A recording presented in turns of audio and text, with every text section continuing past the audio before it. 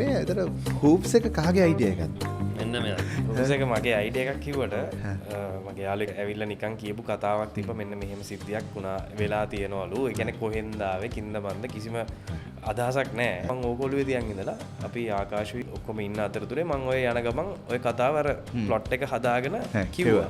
කිව් එකත් එක කට්ටියට අර ආපු එනර්ජි එකෙන් කිව්වේ රෑ 12න් පස්සේ. මේ ඇත්තටම පොඩි අර්බන් ලෙජන්ඩ් ගතියක් තියෙනවද? මෙහෙම ස්ටෝරි එහෙම එකක් තියෙනවද? ඒ ලෙවල් එකට තමයි අපිට ඇත්තටම ගේන්න ඕන කරේ මෙන්න මෙහෙම එහෙම පොඩි රූට්ස් තිබ්බද ඒකට? රූට්ස් තිබ්බා. කසුන් කියපු කතන්දරේදී ඒක සෑහෙන බිලීවබල් විදියට තමයි ඒ කියන්නේ මට ඒක වැදුනේ. මම කිව්වා මට මතකයි කසුන්ට මම කිව්වා ඒක මරු ෂෝට් ෆිල්ම් එකක් හැටියට අපිට කරන්න පුළුවන් නේ කියලා. එයා කතන්දරේ කිව්වා ෆවුන්ඩේෂන් එක වැඩිය වෙනස් වුණේ නැහැ කසුන් කියපු කතන්දරේ බලුවා. ප්ලොට් එක ඉවර කරලා.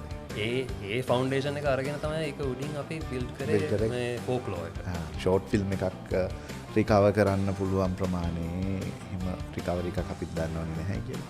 ඒකට කොහොමද මේ වැඩ ටික කරන්නේ? ආකාශම කියන එක සාමාන්‍යයෙන් උණයි කැසිල්ලයි කියන එකත් එක්ක තමයි වැඩියෙන්ම වැඩේ දිව්වේ. කියන්නේ කවුරු කෙනෙක්ට එපර බලලා තිනවනම් ඒ වගේ 10 ගුණයක් හොඳයි හූප්ස් එක. හූප්ස් එකෙන් තාම මොනවද කියන්න ඕන ස්පොයිල් කරන්නේ නැතුව මොනවද කියන්න පුළුවන්?